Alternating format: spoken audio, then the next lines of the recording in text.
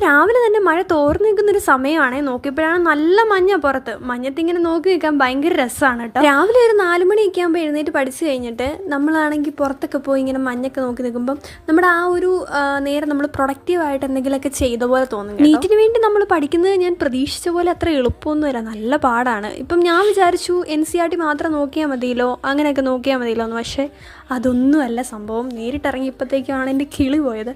അതുകൊണ്ട് തന്നെ 2028 ഞാൻ നീറ്റ് എക്സാം എഴുതാൻ പോകുന്നത്. അതല്ല, ഇപ്പോൾ പഠിച്ചുകൊണ്ടിരിക്കുന്നതിൻ്റെ റിസൾട്ട് വന്നാലേ എനിക്ക് നീറ്റ് എക്സാം എഴുതാനും പറ്റത്തുള്ളൂ. ഈ മഴക്കാലമൊക്കെ ആയാൽ എനിക്ക് ഫോണില്ലാണ്ട് സർവൈവ് ചെയ്യാൻ ഭയങ്കര പാടാണ്. പക്ഷേ വേനൽക്കാലത്താണെങ്കിൽ ഞാൻ ഫോണൊക്കെ മാറ്റി വെച്ചിട്ട് എന്തെങ്കിലുമൊക്കെ പ്രൊഡക്റ്റീവായിട്ട് ചെയ്യും കേട്ടോ. കാലത്ത് കൂടുതലും ഞാൻ TV-യിൽ എന്തെങ്കിലും സീരീസൊക്കെ കണ്ടുകൊണ്ടിരിക്കും. എൻ്റെ ഫേവറേറ്റ് ആണ് ഹാരി പോട്ടറും ഗെയിം ഓഫ് ത്രോൺസും അതുപോലെ തന്നെ ഹൗസ് ഓഫ് ഡ്രാഗൺസും. ഇത് മൂന്നും ഞാൻ മാറി മാറി ഇരുന്ന് കാണും കേട്ടോ. നിങ്ങൾക്കൊക്കെ ഇതിൽ ഏത് സീരീസാണ് ഇഷ്ടപ്പെടുന്നതെന്നൊന്ന് പറയണേ. മാത്രമല്ല റെയിൻ ഡേ ആണോ അതോ സമ്മർ ആണോ ഇഷ്ടമെന്നും പറയണം കേട്ടോ. അപ്പോൾ എൻ്റെ വീഡിയോ ഇഷ്ടപ്പെട്ടാൽ ഒന്ന് സബ്സ്ക്രൈബ് ചെയ്ത് സപ്പോർട്ട് ചെയ്യണം. അത്രയേ ഉള്ളേ.